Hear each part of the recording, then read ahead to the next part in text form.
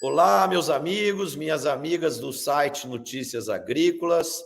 Estamos aqui nessa segunda-feira ensolarada para mais um programa Conexão Campo-Cidade. Como vocês sabem, o propósito maior do nosso programa é construir pontes para unir os interesses e os propósitos do público urbano e do público rural. E hoje temos o privilégio, a honra de receber um grande líder brasileiro, o Paulo Artung. O Paulo é presidente do IBA, o Paulo foi governador do nosso querido estado do Espírito Santo e é uma pessoa muito admirada e respeitada no Brasil. Paulo, para nós um privilégio te receber aqui hoje e eu já vou engatar uma primeira pergunta para você entrar já com tudo. Ô Paulo, por que, mesmo em condições tropicais, as árvores do eucalipto e do pinus têm uma velocidade de crescimento e desenvolvimento de biomassa ou de massa como um todo maior do que as árvores nativas nossas aqui do país? Está faltando melhoramento genético dessas árvores ou porque essas espécies do eucalipto e do pinus são naturalmente mais produtivas? Marcelo, inicialmente eu agradeço o convite de estar junto com vocês. Queria saudar a Letícia, o Tejon, o Antônio e todos que nos acompanham. Eu costumo dizer que nós temos solo adequado, nós temos clima adequado, mas nós temos no desenvolvimento das árvores que são cultivadas para fins industriais no Brasil uma grande conquista que é da ciência, né? Eu acho que quando a gente dá os números, Marcelo, eles são quase autoexplicativos. Há 50 anos atrás, a nossa produtividade era de aproximadamente 10 metros cúbicos por hectare ano. Eu estou me referindo ao eucalipto. Certo. Hoje, a produtividade subiu de 10, passado 5 décadas, para 33 metros cúbicos por hectare ano. Então, assim, eu brinco assim, que tem solo e é verdadeiro, tem clima, mas tem ciência aplicada, tem muito trabalho de laboratório, tem muito trabalho de viveiros que foram desenvolvidos ao longo do tempo. Quando você olha a produtividade do pinus, acompanha a mesma história nessas 5 décadas. A sua pergunta é por que nas nativas, né? João gosta de brincar que nós somos um país que tem nome de árvore, né? Por que nas nativas nós não temos essa produtividade? Exato. Porque nós perdemos tempo, né? Eu acho que agora, com todo esse trabalho que nós estamos começando a assistir Brasil afora, de recuperação de base de florestas nativas nos diversos biomas, eu acho que nós vamos ter esse avanço, Marcelo. Eu fui conhecer um projeto muito interessante no sul da Bahia, chamado Simbiose, que é basicamente restauração florestal na Mata Atlântica. E aí você vê ali, a partir de experiências lá que o doutor Eliezer estimulou a Vale fazer em Soretama, que é uma reserva florestal no estado do Espírito Santo. A partir dessa experiência, transpondo, você tem um projeto interessante, que é um projeto de restauração para espaços permanentes, mas também de restauração para fins comerciais, de madeiras nobres. Então, assim, se a gente somar isso, a possibilidade que tem um mercado regulado de carbono e um mercado regulado de carbono que dialogue bem com o mercado voluntário de carbono, eu acho que a gente pode acelerar muito esse processo e, na verdade, ele vai acelerar, Marcelo, justamente com muito estudo, com muita dedicação, com muita ciência aplicada. Eu acho que a gente pode, inclusive, em algum tempo, recuperar esse terreno perdido. João? Paulo, primeiro, parabéns, você tem feito um trabalho extraordinário numa visão holística. Você é um líder que tem uma visão holística do sistema inteiro, e eu considero que o setor de árvores industriais no Brasil é um do agronegócio mais bem organizado, que é um exemplo para todos os demais seguirem, tá certo? E eu queria ouvir a tua opinião. Nós estamos prestes aí a um projeto que é um projeto revolucionário, da conversão de 40 milhões de hectares de área de pastagens degradadas, onde não se faz nada, em cultivos modernos. E estou imaginando aqui, você me corrija se eu estiver exagerando, que desses 40 milhões, muito provavelmente, 12, 14, 15 milhões de hectares é árvore. E o resto, provavelmente, LPF ou coisa desse tipo aí. Qual é a tua visão estratégica sobre isso com relação ao mundo dos negócios aqui no Brasil e mundo dos negócios do Brasil para o mundo? Você vê isso com que olhar, Paulo, por favor? Olha, o mundo demanda algumas necessidades básicas, né? Eu acho que uma delas é alimento. E nós mostramos, nesses últimos anos, a nossa capacidade de prover o mundo nessa demanda, né? Nós saímos de um país, há poucos anos atrás, importador de alimentos, para um país que está tendo a capacidade de alimentar alguma coisa próxima a 10% da população planetária. Falando em grandes números, né? Nós temos capacidade de prover uma outra demanda mundial, que é a energia limpa, né? Nós temos um parque de hidroeletricidade fabuloso, nós temos uma experiência com biomassa que é um orgulho nacional, a gente fala com timidez desse tema, né? Mas é um orgulho nacional. Nós temos sol abundante e temos ventos constantes em algumas das regiões do nosso país. Então, assim, quer dizer, o mundo precisa de alimentos, nós já demonstramos para o mundo que nós temos capacidade de ser um bom provedor, seguro. O mundo precisa de energia limpa, nós podemos prover não só energia limpa, como produtos limpos, ou seja, produtos fabricados a partir de uma energia limpa, não só ser provedor de energia limpa. E, assim, uma das bases disso que eu estou falando, Tejon, é justamente o que nós temos. Assim, eu vou dar um número que eu li do trabalho da Universidade Federal de Goiás. O que nós temos que eu acho que ninguém tem no mundo hoje. Quem tem está em guerra, né? Ou seja, vai demorar para poder virar aquela página triste que nós estamos assistindo. Aliás, uma página que a gente esperava não ver mais naquela região do planeta, né? Nós temos terra antropizada, né? Passível de ser convertida para a produção de alimentos, de fibra, de energia e assim por diante. Então, assim, nós temos uma vantagem, entre outras que eu já me referi, muito interessante. Assim, a Universidade Federal de Goiás fala em 88 milhões de terra com algum nível de degradação, terra já antropizada com algum nível de degradação. Boa parte, como você disse, passíveis de serem convertidas para grãos, para fibras e para outras finalidades, para energia, assim por diante. Eu acho que essa é uma riqueza do país. Então, assim, e não tem assim experimento nisso, Tejon. Nós já temos boas experiências testadas e aprovadas. Quando você olha assim, aonde o setor de árvores cultivadas para fins industriais mais cresce no Brasil? No Mato Grosso do Sul. A resposta é direta. O que as árvores cultivadas estão substituindo? Pasto degradado. Pasto degradado, pasto improdutivo.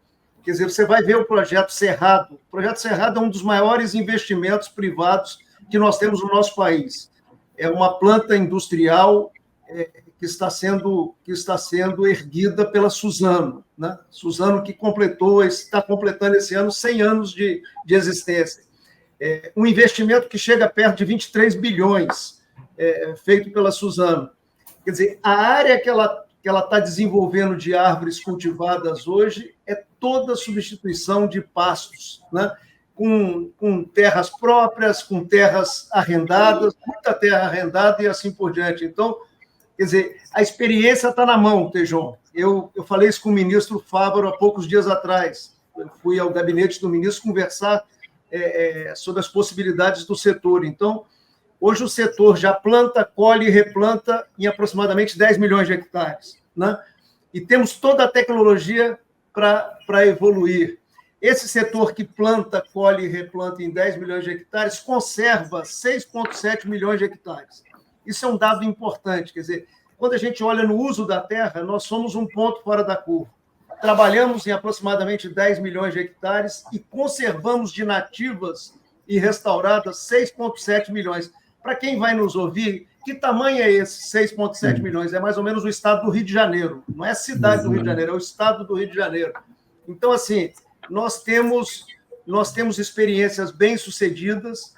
Eu acho que o que nós precisamos é replicar, né? É escalar essas experiências bem-sucedidas, produzindo árvores, produzindo grãos, sabe, produzindo matéria-prima que leve à geração de energia e assim por diante, João. Aliás, o nosso setor aprendeu a fazer isso. Quer dizer, da árvore, nós extraímos as fibras para fazer celulose, papel, para fazer roupa, né? Olha, mostrar para vocês, isso aqui é roupa vindo da árvore, né? Isso aqui é viscose, né? Vindo da árvore. Quer dizer, nós hoje já estamos no mercado têxtil, Letícia, um assunto que as mulheres têm interesse próprio. Nós estamos no mercado têxtil em 5% do mercado, que é um mercado monumental no mundo. Então, assim, nós temos experiências bem-sucedidas. Eu acho que aí, Tejon, vou repetir, replicar essas experiências, de certa forma, escalar essas experiências e parar de fazer coisas que já deram errado no país e repetir coisa errada, como a gente vê muitas vezes acontecendo no nosso país e nos deixa tristes, né, de assistir essas coisas. Excelente visão, Paulo. Muito obrigado. Letícia. Paulo, eu tive a oportunidade, obrigada, né, primeiro por estar aqui conosco, é um grande prazer poder estar conversando e aprendendo um pouco. E eu vou fazer uma pergunta aqui um pouco polêmica para você nos ajudar até a entender. Eu tive a oportunidade esses dias de conversar com um consultor da empresa Mombac e, basicamente, né, eles captam dinheiro de fora do país para comprar terras no Brasil de pastagens degradadas e fazer essa restauração com espécies nativas e vender esse crédito de carbono. Fecharam 2 grandes contratos muito grandes, um com a McLaren, outro com a própria Microsoft. Então, são empresas imensas, né? Os contratos aí de 50 a 100 anos para essa exploração, essa venda de crédito de carbono. E, além dessa compra da terra, eles fazem parcerias com produtores também que possuem déficit de reserva legal, plantam a floresta, ficam com esses créditos de carbono para poder vender e são certificados pela Verra. Então, uma das preocupações que a certificadora trouxe mas você vai tirar esse gado que estava ali nessa área e ele vai para alguma outra área para ser desmatada, né? Como é que eu vou garantir que esse animal que você está tirando daquele local, ele não vai desmatar uma próxima área? Então, chegaram a uma conta e final, pelo que eu estava conversando e lendo, você pode me corrigir aqui, que eu estou aqui aprendendo, mas para cada hectare que eles têm que produzir mais X animais, né, por ano. Então, eles têm feito também, buscado essas parcerias de consultores, etc., para que encontrem áreas dessa maneira e ajudem os produtores a intensificar, eles ajudam nesse financiamento, a intensificar a sua produção, para que eles possam ter essa certificação. E uma dúvida que acontece, né? No plantio de florestas, a gente vai deixar de produzir comida para gerar créditos de carbono, aumentar essas florestas, não é um risco para a segurança alimentar mundial? Então, vamos como o Jack, por partes. São muitas questões que você levanta. Primeiro, eu devo fazer publicamente um registro da qualidade do seu trabalho na educação. As pessoas sabem que eu, enquanto estive na vida pública, uma das dedicações focais que eu tive foi para melhorar a educação básica do nosso país, e consegui um reconhecimento nacional, tirei o Espírito Santo de 11º lugar na prova do IDEB, colocamos no 1º lugar na prova de português e matemática. Então, é com essa trajetória de vida que eu queria parabenizar o seu trabalho, Letícia, que busca discutir uma coisa que é muito importante, que é conteúdo na educação, né? E eu quero aqui valorizar essa militância, virou uma militância, né? Usando uma expressão antiga, uma boa militância. Então, parabéns, e minhas palavras são, de certa forma, estimular para que você siga em frente, porque já é um trabalho produzindo bons resultados, né? Obrigada, Paulo, e parabéns mesmo por esse trabalho que você fez, porque ele também é reconhecido e não é qualquer governo que consegue fazer isso, né? A gente sabe muito bem, e quando a gente tem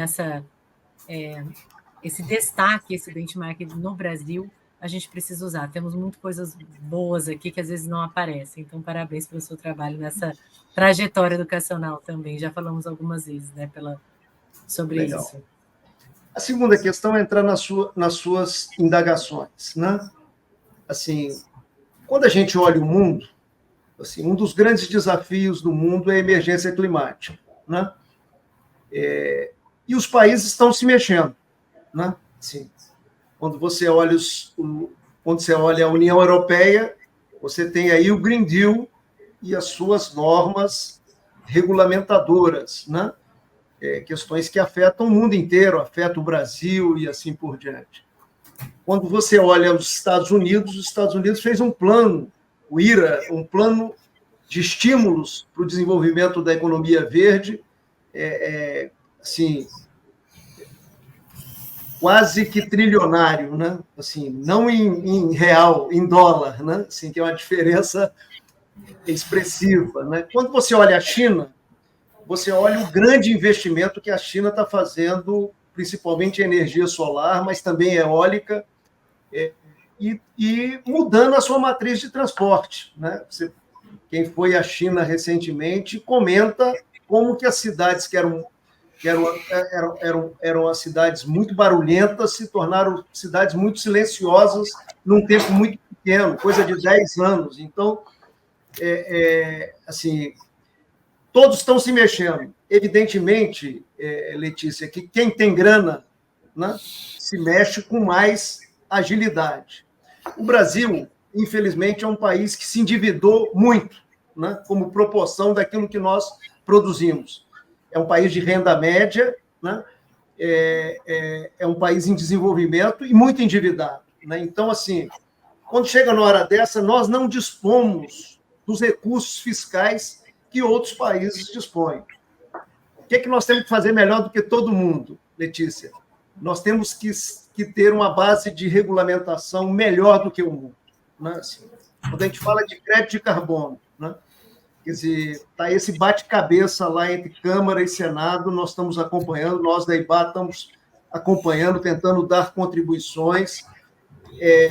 Assim, nós precisamos fazer um bom mercado regulado de carbono, que dialogue com os mercados existentes no mundo, particularmente o europeu, e que, ao mesmo tempo, dialogue com o mercado voluntário de carbono, com boa regulamentação. Então, assim, esse é um desafio nosso, assim, que vale para tudo, né? Você vê agora de debate sobre combustível do futuro, você está acompanhando os vários diplomas legais que estão tramitando no Congresso Nacional. Nós precisamos ter assim, minha aspiração enquanto brasileiro é fazer a melhor regulamentação possível, melhor do mundo. Já que nós não temos o dinheiro que o mundo tem, nós precisamos ter segurança jurídica, base jurídica sólida, porque nós precisamos atrair o capital externo. A gente precisa ter essa visão clara. Se nós não temos o dinheiro, nós precisamos atrair essa capacidade de fazer no nosso país.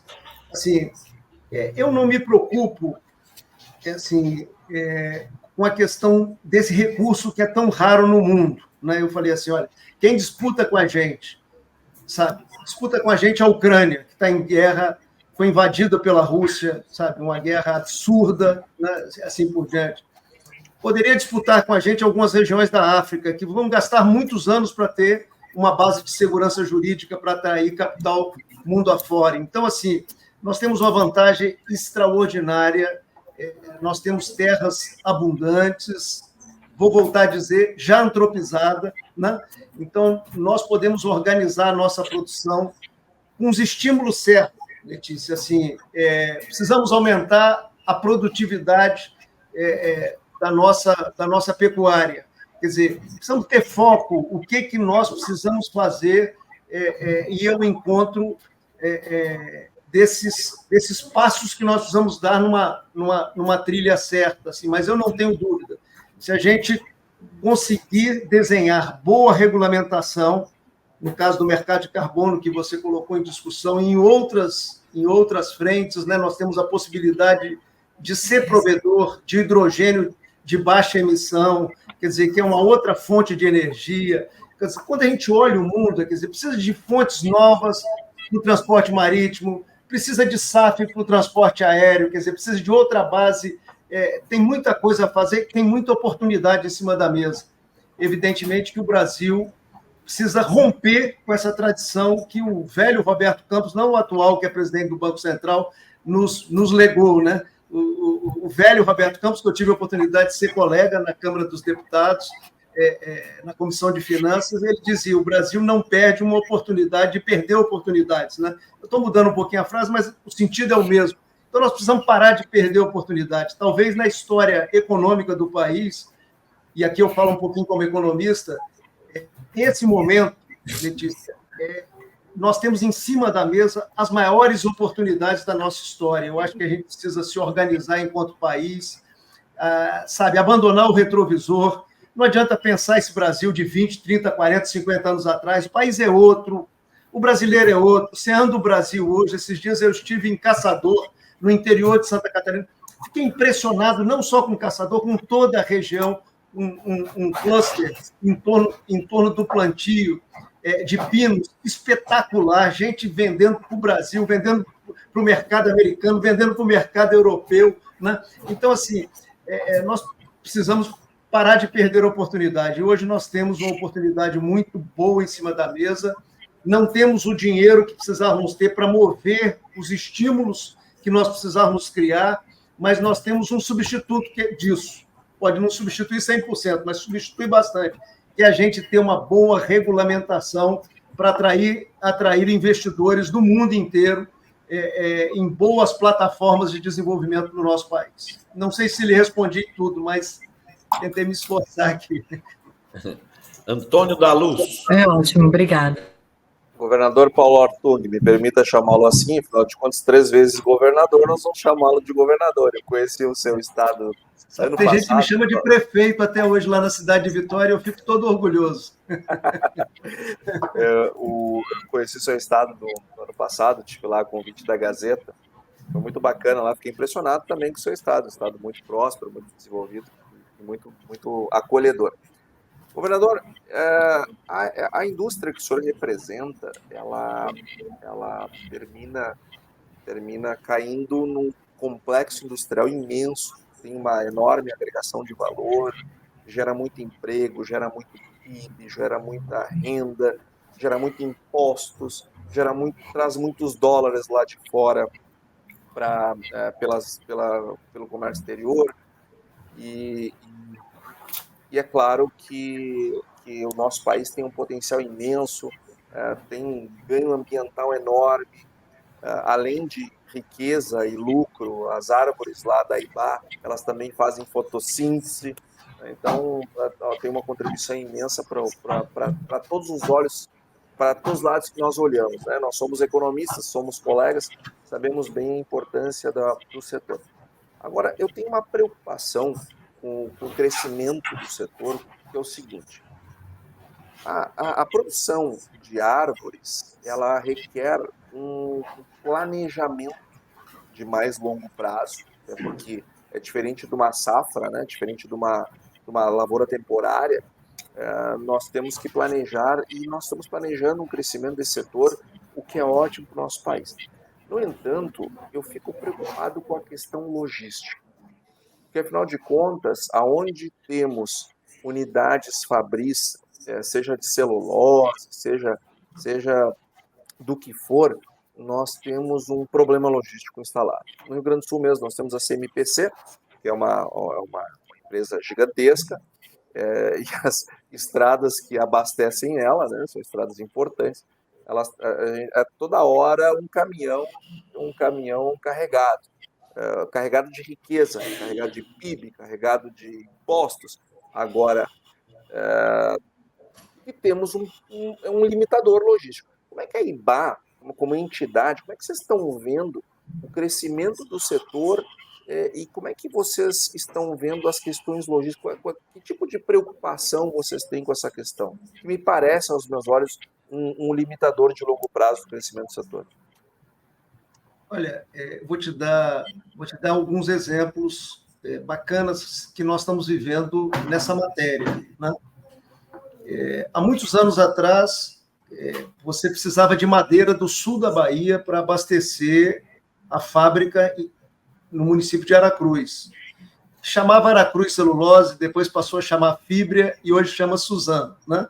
Foi mudando com o processo. E a cabeça engenhosa tirou os caminhões da estrada e montou um sistema de barcaça, né? Trazendo madeira, depois passaram a trazer celulose também da Veracel, direto para o porto, especializado em madeira e celulose, que é o Portocel, lá no Espírito Santo. Então, isso vem de muitos anos atrás, mas eu vou te falar coisas novas, bacanas que eu estou vendo. Assim, quando a Klabin agora inaugurou o Puma 1 e Puma 2, né, os dois projetos, eles, simultaneamente, esses projetos fizeram grandes investimentos em logística. Então, o produto sai de dentro da fábrica, o trem entra dentro da fábrica, eu estou me referindo a isso, recebe o produto, e o produto vai em Paranaguá, dentro do armazém. Desembarca dentro do armazém, daí para os navios, daí para o mundo, Antônio. Sabe? Um sistema todo de logística que vale a pena conhecer, integrado. Isso não é ponto fora da curva. Se você olhar o que a Suzano está fazendo no Porto de Santos, né? O que a Eldorado tem estruturado no Porto de Santos, o que a Bracel tem estruturado no Porto de Santos, também com transporte ferroviário, é uma coisa extraordinária. Se você olhar a LD Celulose está lá no Triângulo Mineiro, né? A princípio muito distante, né? O trem, a estrutura ferroviária está dentro da fábrica da LD Celulose, recentemente inaugurada, produz lá celulose solúvel com finalidade de fazer roupa, com finalidade de fazer viscose. 100% da produção sai de trem e vai parar no litoral do Espírito Santo. Chega de trem ao litoral, lá no Portocel, onde embarca para o mundo, né? Navios para a China, navios para a Europa, navios para o Canadá e assim por diante. Então, assim, com parcerias diversas, né, com todo esse movimento de concessão de ferrovias, com concessão de portos, de terminais portuários. Quer dizer, toda essa construção que nós fizemos nos últimos anos, Antônio, de trazer o capital privado para a infraestrutura no país, esses gargalos de infraestrutura estão sendo superados. Não a contento, né? Não estou dizendo, estou dando os bons exemplos, porque os bons exemplos, Antônio, eles iluminam o que nós ainda precisamos fazer, né? Mas, assim, tem boas soluções, né? Agora o setor começa a pensar como é que vai descarbonizar o processo de transporte, que é um outro enorme desafio, né? Não só da fábrica para os consumidores, mas das árvores cultivadas também para as fábricas onde processam os diversos fins, né? Chapas, placas, transforma em piso, em revestimento, esse mundo de bioprodutos que nós temos a partir da árvore. Então, assim, a sua preocupação é justa, eu estou subscrevendo a sua preocupação, mas eu estou dizendo assim, ao mesmo tempo que nós temos um problema, nós temos já um cardápio importante de soluções testadas, aprovadas. A própria CMPC faz uma parte do seu transporte já em barcaças, levando para Rio Grande. Então, assim, você tem boas experiências Brasil afora. A gente, volta a dizer, a gente, de certa forma, fixar nessas boas experiências e parar de perder tempo, Antônio. Enquanto nós brasileiros ficamos pensando que o orçamento da União ia resolver problemas de infraestrutura do país, a gente não saiu do lugar. Quando a gente conseguiu fazer boas regulamentações para trazer um capital privado, capital de brasileiros, de estrangeiros, para rodovias, ferrovias, portos e diversas infraestruturas como energia, transmissão de dados e assim por diante, aí nós saímos da paralisia e começamos a produzir bons resultados. Evidentemente que nós precisamos ir muito além, né? Porque o nosso atraso é enorme em relação aos concorrentes. E toda vez que a gente tem um problema logístico que é um gargalo, ele gera custo, ele diminui a nossa competitividade. A gente tem que olhar por esse aspecto, né?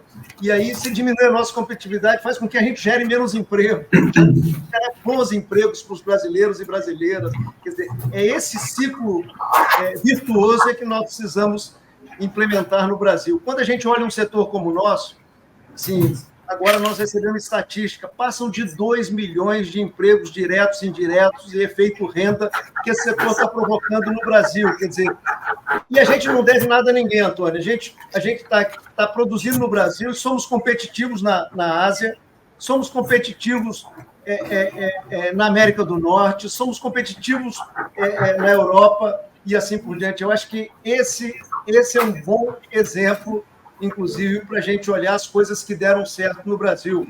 Quer dizer, e faz parte desse agro que deu certo, porque o setor é um pé no agro e um pé na indústria. É uma agroindústria bem-sucedida no Brasil. Então, a gente precisa mirar nesses bons exemplos. Temos muitos bons exemplos para mirar. Por exemplo, a Embraer é um bom exemplo para mirar, né? A WEG Motores é um bom exemplo para mirar. Eu acho que é isso que nós precisamos fazer, sabe? Parar de repetir erro velho, coisa que deu errado, que queimou grana dos orçamentos públicos, e passar a copiar, se inspirar em coisas boas que deram certo no Brasil e no mundo inteiro. Eu acho que na questão da infraestrutura, da logística, nós temos muitos problemas, mas temos aí boas experiências, que agora é só a gente replicar essas boas experiências do Brasil afora. Ô, Paulo, a gente... Pois não, Letícia. Eu ia trazer um pouquinho disso que ele falou, Marcelo, se me permitir aqui. Hoje a gente teve, na reunião do Conselho lá da Agricultura da Fiesp, uma apresentação grande sobre logística também, né? Sobre a parte de armazenagem, na verdade. E você está trazendo um setor, né, que o Tejão bem falou aí, organizado, né, com governança. Você trouxe que a gente precisa de uma melhor regulamentação, uma base jurídica sólida, e tem uma importância social grande, mas que tem vários exemplos, né, de investimentos, de solidez, empresas grandes que conseguem fazer a diferença, né? E a gente precisa realmente multiplicar isso para o Brasil. Hoje, eles trouxeram lá, né, em 91, a safra brasileira foi de 30 e poucos milhões de toneladas, e hoje a gente perde na logística desses grãos 36 milhões de toneladas. Então, a gente tem perdido uma boa parte aí da nossa produção, e a preocupação é como é que a gente vai estocar crescendo, né? A primeira pergunta que eu tinha feito para você foi em relação a florestas ocuparem áreas de grãos, né? E a segurança alimentar, mas, ao mesmo tempo, se a gente continuar nesse crescimento de produção versus o crescimento de estocagem, de armazenagem, a gente vai ter uma boa parte da nossa produção na chuva. E muito produto sem poder estocar, a gente vai perdendo preço, né, nas negociações.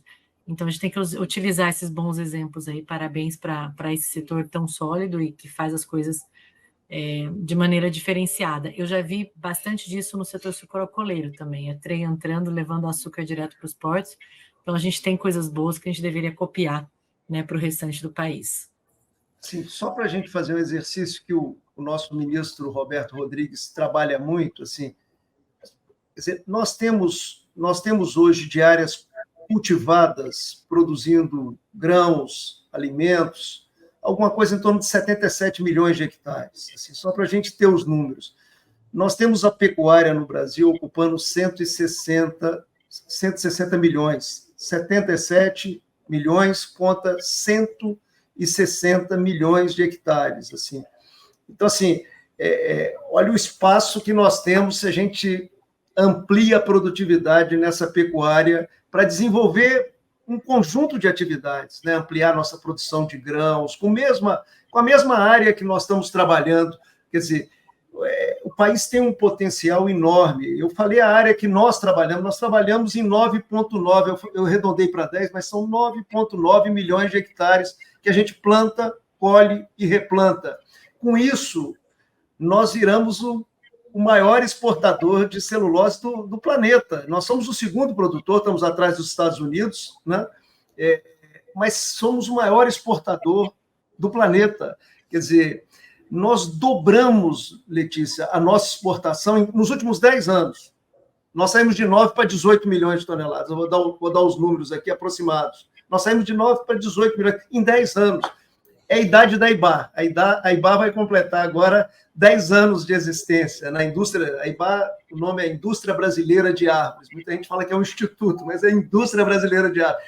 Tem 10 anos. Em 10 anos, nós dobramos a nossa produção. Então, assim, tem muito espaço para a gente crescer. Nós precisamos ter foco, ter planejamento, olhar esses gargalos que são graves, você cita aí, você não tem armazenamento adequado, você muitas vezes tem uma rodovia completamente destruída justamente na hora da safra, que você precisa da rodovia, você não tem acesso ferroviário, mas vamos lembrar, cresceu muito agora, sabe? Todo o esforço que foi feito e está sendo feito na área ferroviária no Brasil, com arranjos interessantíssimos. O próprio atual governador de São Paulo, o Tarcísio, fez arranjos interessantes para crescer essa malha ferroviária. Então, assim, modernizar essa estrutura portuária, sabe? Trazer cada vez mais o capital privado para estruturar. E eu acho que a gente avança, né? O que a gente não avança, muitas vezes fica parado no tempo e muitas vezes retrocede, é quando a gente está tentando achar solução onde não tem solução. Sim. Vamos lá no orçamento da União tirar um pedaço, né?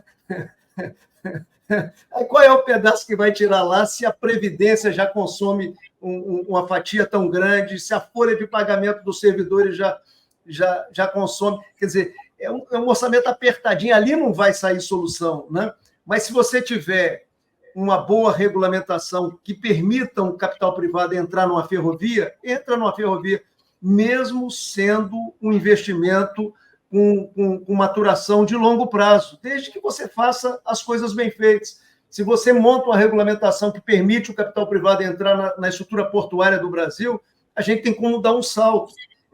Dói no coração você ir em Singapura e ver um porto todo automatizado funcionando e depois você chegar e visitar um porto brasileiro. Assim, dói no coração. Mas, assim, nós temos que correr para recuperar esse tempo perdido e ver como eles conseguiram dar esses passos, né? Assim, eu sempre disse, assim, falando da educação, Letícia, eu sempre disse assim, a gente copiar as coisas que foram bem feitas na educação não tira pedaço de ninguém, sabe? O ruim é você continuar repetindo experiências que deram errado e, por exemplo, não melhora a aprendizagem das nossas crianças no português, que é a nossa língua, na matemática, que é fundamental para a vida. Quer dizer, copiar não tem problema nenhum. Então, assim, a gente precisa, sabe, baixar a bola na linguagem do futebol e copiar boas experiências, replicar, sabe, escalar boas experiências que nós temos, inclusive no Brasil e no mundo, né? Eu acho que esse é o nosso desafio. Ô, Paulo, dentro dessa linha que você está colocando, eu acho que um dos grandes problemas que o Brasil tem é que hoje os líderes, sejam governadores ou o líder da União, da República, eles estão escalando seus times, dando as camisas para os partidos escolherem ao bel prazer, né? Então, eu pessoalmente, eu entendo que cada líder, seja de um estado, de uma prefeitura ou da União, deveria escolher os melhores jogadores para formarem uma verdadeira seleção de talentos, aí sim poder fazer um bom governo. Mas, infelizmente, a distribuição de cargos se dá por partidos e a competência e a especialização fica relegada a segundo, terceiro e quarto plano. Não sei se você concorda. Marcelo, concordo e discordo.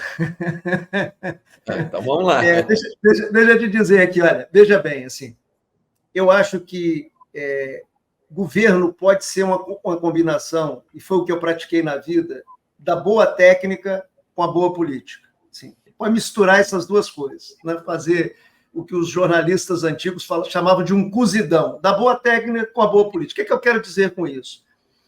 Tem coisas no governo que são inegociáveis. Você precisa ter um técnico especialista tomando conta.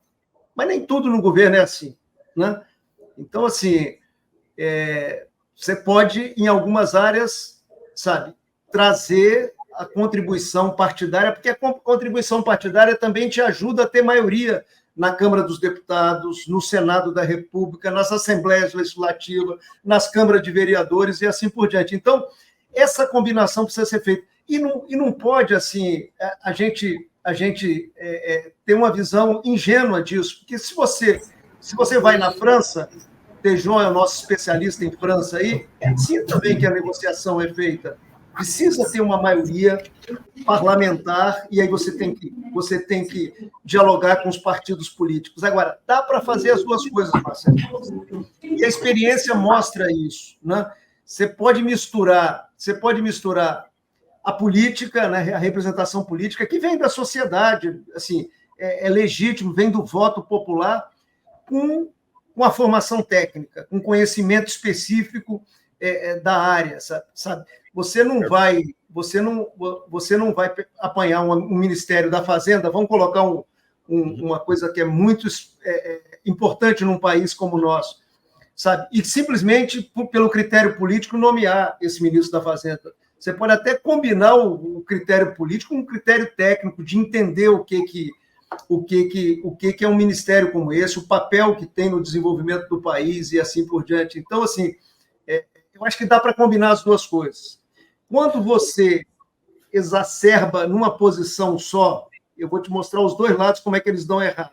Quando você faz só pelo critério político, vira um governo travado, que é um governo que não entrega, de gente despreparada para todas as funções. Mas quando você vai para o governo de tecnocratas, e nós brasileiros vivemos isso, né, também não funciona. Também não funciona. E dá errado, e deu errado no Brasil. Então, assim, misturar a técnica com a política continua sendo a melhor receita de bolo que eu conheço, né? Foi a receita que eu botei em prática no Espírito Santo, e você vê de onde o Espírito Santo saiu, né?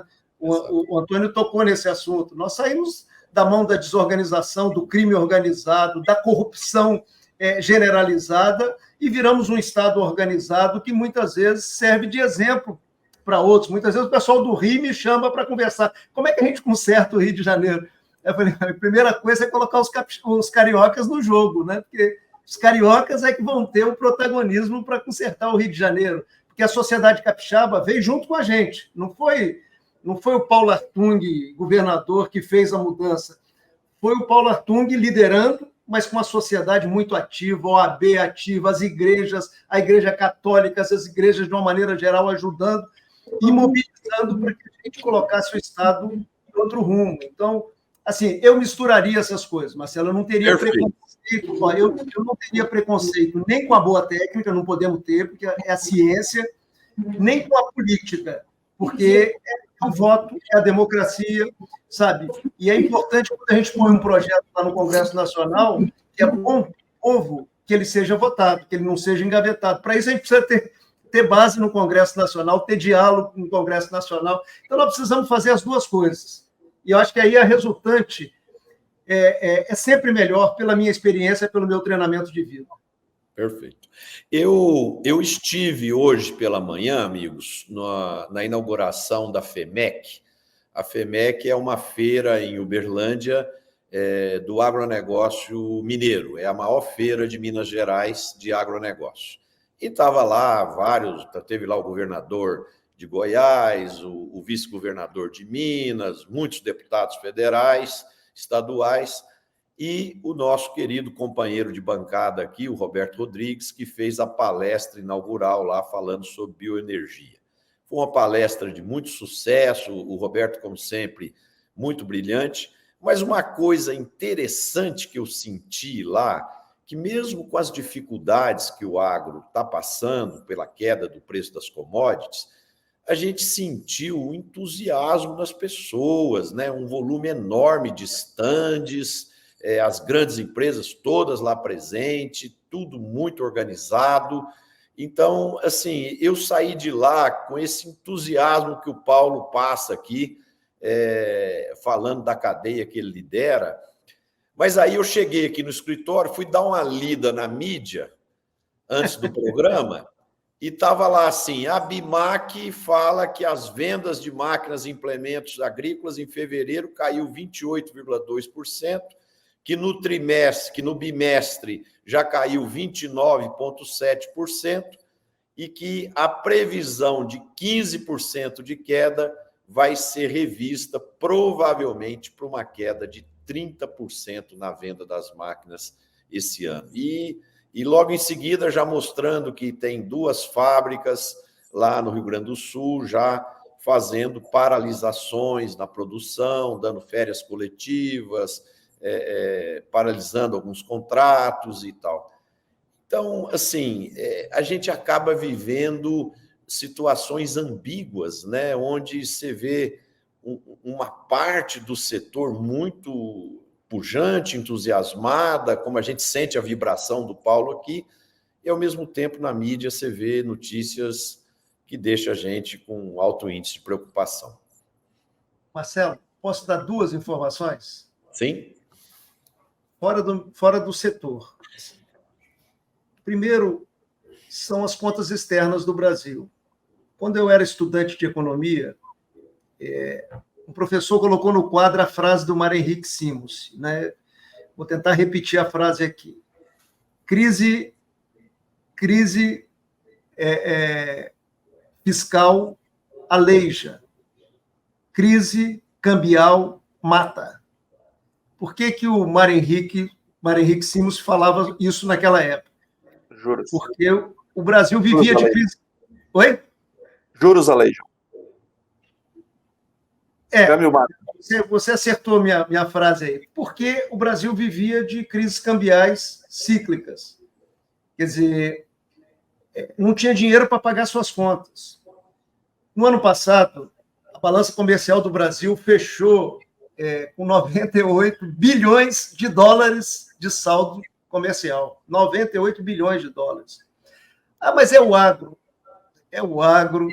É a conta de petróleo que ninguém está olhando como é que ela está evoluindo positivamente para o Brasil. O Brasil já é o 10º maior produtor de petróleo do mundo. É isso aí. Então, são os minerais assim por diante. Então, assim, você vai visitar a Argentina. Recentemente, eu fui à Argentina fazer uma palestra para o nosso setor. Assim, você vê um país que lá não tem dinheiro para pagar suas contas. Eles querem importar e não tem dinheiro para pagar, né? Assim, resumidamente. Então, assim, quando você olha para frente, o Brasil não vai ter problema externo. Assim, você olha para frente aí com um horizonte que dá para planejar, o Brasil não vai ter problema. Essa frente, Marcelo, está resolvida. Tem muita notícia boa, tem muita notícia problemática no Brasil, mas tem muita notícia boa. Não estou falando de um setor agora, estou falando do país. A segunda coisa que eu queria dizer é o seguinte: em vários governos nós fizemos reformas importantes no país. Né? Imaginar que nós fizemos uma reforma da Previdência. Pode até ser necessário fazer outra daqui a pouco, mas nós fizemos uma reforma da Previdência que não é fácil. A França tentou fazer no mesmo período nosso e não conseguiu passar no parlamento. Teve que ser uma canetada do presidente da República. Sabe? Nós encaminhamos reforma trabalhista no país, nós modernizamos a nossa autoridade monetária e levamos a independência do Banco Central. E olha como é que a independência do Banco Central foi importante nesse início de novo governo no país. Só para dar alguns exemplos, nós mudamos o marco regulatório do saneamento. Quer dizer, nós conseguimos fazer uma outra coisa que está produzindo, Marcelo, bons resultados no país. Nós fizemos uma plataforma reformista. Falta reformar muita coisa. Falta fazer uma reforma do setor público brasileiro, sabe? Precisa fazer uma reforma do RH do setor público do nosso país. Falta fazer muita coisa.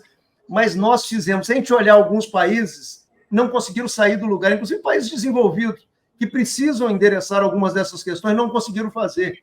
Então, assim, meu otimismo com o Brasil vem daí, Marcelo. Não é só com o setor que eu estou trabalhando dentro dele. Eu tenho otimismo com o Brasil. E acho que tem em cima da mesa uma oportunidade extraordinária. Se a gente abandonar o retrovisor, vou falar pela segunda vez, parar de olhar para o Brasil como se o Brasil fosse o Brasil de 50 anos atrás, 40 anos atrás, 30 anos atrás, 25 anos atrás, e passar a olhar o que o Brasil pode ser nos próximos anos, e a gente ter foco, ter organização, ter planejamento para isso, eu acho que a gente vai dar passos importantes. Parar com essa história de país do futuro e passar a agir no presente em cima das questões que são essenciais que a gente possa endereçar e produzir resultados. Eu acho que a história melhor é que nós já conseguimos mexer o ponteiro de muita coisa, Marcelo. Assim, é verdade. Os meus colegas economistas erraram o PIB nos últimos 3 anos, erraram o mercado de trabalho nos últimos 3 anos. Por quê? Porque o Brasil veio melhor do que a previsão. É verdade. Nossa, de economista, cara, porque assim tem coisas funcionando no país, fruto de decisões importantes que nós tomamos. Quando o Fernando Henrique mexeu no mercado de petróleo, eu me lembro o bafafá que deu. Os resultados estão aí. Nós ampliamos a nossa produção de petróleo, fomos parar no pré-sal e temos uma produção de petróleo notável hoje, numa economia que vai descarbonizar, que vai, em algum momento, tornar o petróleo uma espécie de cigarro de um tempo recente aí, mas não é agora, né? Por isso que se fala transição energética. Nós estamos numa transição energética e o Brasil tem todo o direito. O Brasil vai brilhar muito aí, né? O Brasil vai brilhar muito nesse segmento. E tem todo o direito de se beneficiar nessa fase desses recursos. Muita gente fala assim, não, mas isso aí são recursos naturais. Quantos países já conseguiram dar um salto para além da renda média, partindo de uma base de recursos naturais, né?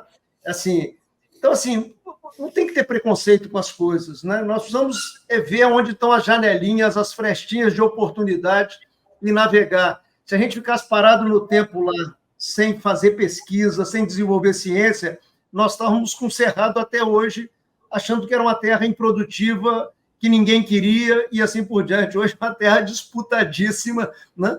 Porque a tecnologia foi lá e transformou um celeiro de alimentos, né? Então, eu acho que tem motivo para ser otimista, assim, minha visão. Não só amigos cultivadas, mas com esse país que tem nome de árvore, chamado Brasil.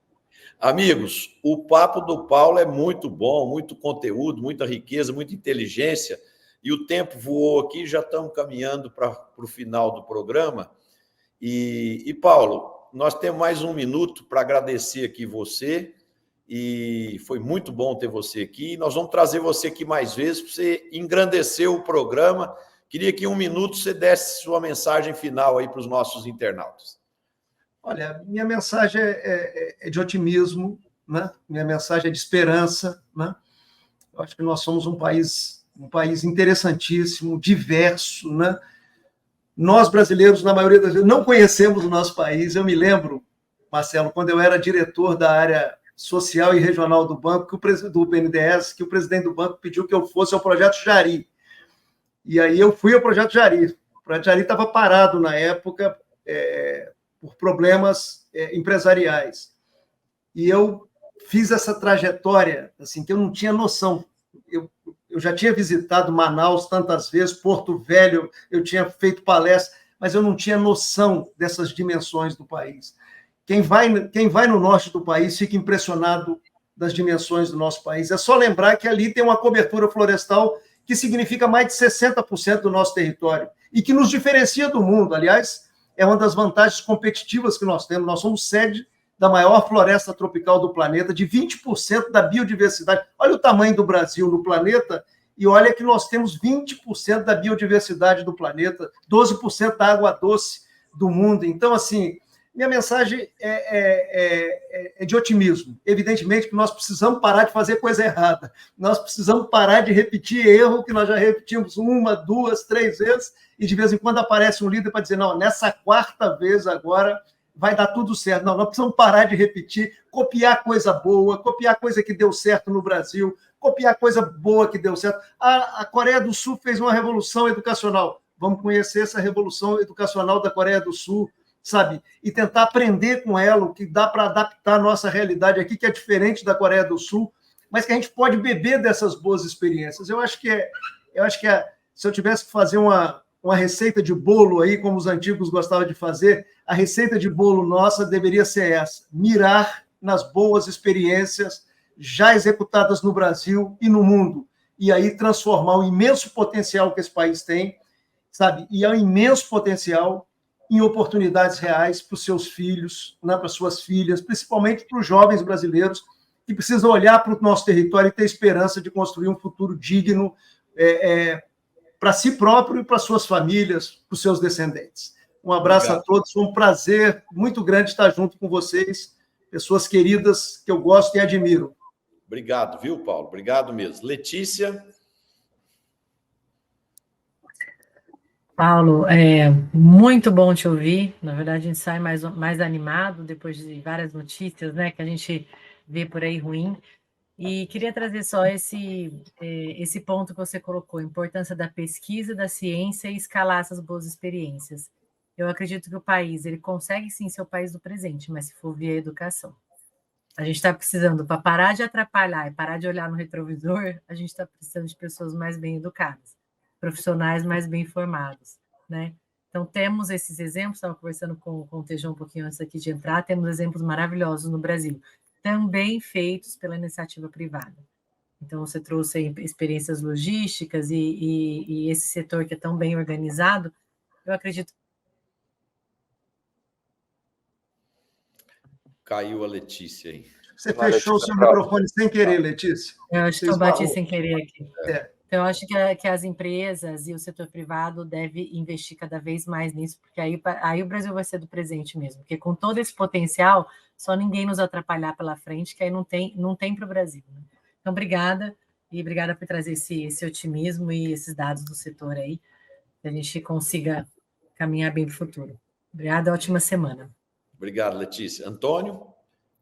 Bom, Marcelo, primeiro eu queria agradecer muito o Paulo, foi uma aula, foi maravilhoso ter ouvido o Paulo, a gente sai daqui começa a semana com ânimo e com a certeza de que o Brasil é um país gigante, um país enorme, tem muito, já contribui muito com o mundo e tem muito ainda o que fazer, nós não temos dúvida. E nós temos muito que crescer e melhorar e ser mais importante no cenário global. Agora, uma coisa, Marcelo, que eu quero trazer no programa que vem, para nós debatermos mais, é sobre o posicionamento que nós temos que ter, não só como empresários, eu acho que o Paulo trouxe aqui o mundo empresarial muito pujante, muito certo. Agora, se o Estado não consegue ajudar com o financeiro, eu concordo com você, Paulo, não adianta esperar nada do Orçamento da União, nós temos que nos posicionar da maneira correta. Olha só o que aconteceu essa semana que passou. A Europa, ela flexibilizou as leis ambientais que estava preparando para os produtores europeus. O que fez certo, diga-se de passagem. Só que nessa mesma semana, o presidente Macron vem no Brasil, entrega a maior honraria da França para o cacique Raoni, que no seu discurso pede ao presidente Lula para fazer mais terras indígenas e travar a ferrogrão, ou seja, ataques ao agro. Bom, então pelo menos vamos assinar o acordo União Europeia-Mercosul. Não vamos assinar o acordo União Europeia-Mercosul. Ou seja, nós continuamos, enquanto povo, povo muito parecido como era lá em 1500, passado mais de 500 anos atrás. Nós trocamos ouro por espelhinho. É impressionante a desfaçatez de líderes estrangeiros que chegam no Brasil, falam o que falam, fazem o que fazem, a gente aplaude e ainda comemora. Então, vamos falar mais sobre isso no programa. Guarda esse tema, então, para a semana que vem. Fica aqui o meu protesto. Legal. Tejon. Muito bem, olha, depois de ouvir o Paulo, eu só tenho uma coisa a dizer. Paulo, tu é o cara para ser o presidente executivo do país. E estou dizendo isso aqui não para te agradar. Estou dizendo isso aqui porque o Brasil precisa de um cara como você. E você está hoje no setor que eu considero fundamental para a imagem do Brasil no mundo, porque o Brasil é o único país do mundo que tem nome de árvore. E nós precisamos dessa imagem da árvore abraçando todo este país brasileiro, e através e com a árvore, nós vamos para a economia do carbono, a economia da energia, a economia da fibra, a economia do alimento, e é simplesmente espetacular. Portanto, sem mais palavras, Paulo, tu é o cara, precisamos de um cara como você, como executivo desse país. Parabéns. Ô, Tejon, eu faço das suas palavras as minhas palavras, Paulo. Você encantou a todos nós pelo seu entusiasmo, pela sua simpatia e pelo seu conteúdo, porque isso é importante, porque não adianta ser simpático e não ter conteúdo. Então, você consegue congregar o conteúdo, o entusiasmo, a paixão e a competência. Parabéns mesmo, você enriqueceu o nosso programa. E eu queria colocar um ponto aqui para reflexão também, para a gente discutir na próxima semana. A semana passada, o André Pessoa, nosso amigo, querido, através da sua empresa, que faz o rally da safra, divulgou a nova previsão da produção de soja para o Brasil.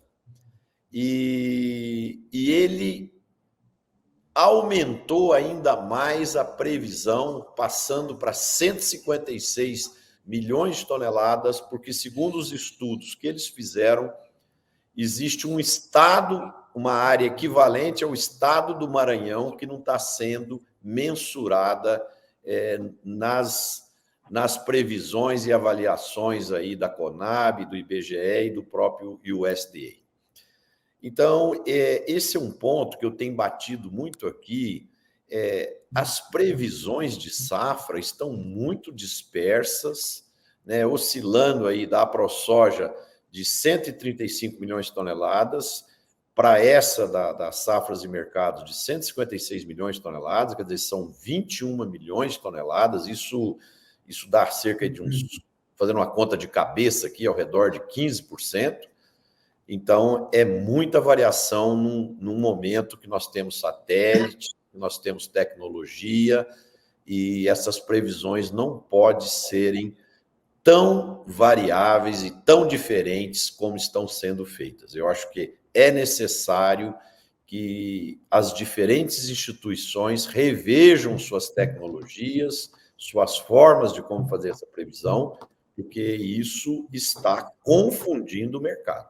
Então, vamos aguardar agora o final da safra, vamos ver quem está certo, e aqueles que erraram precisam rever os seus conceitos, porque é inadmissível uma variação desse tamanho, que confunde os produtores, confunde os compradores e, de uma certa forma, desorganiza o mercado. Um abraço a todos, obrigado aos internautas que nos assistiram. Quem gostou do programa, coloque um like aí, compartilhe o programa com seus amigos, com seus familiares, para a gente cumprir o nosso objetivo de unir o público urbano e o público rural. Um abraço a todos, boa semana, e a gente se vê na próxima segunda com mais uma Conexão Campo Cidade.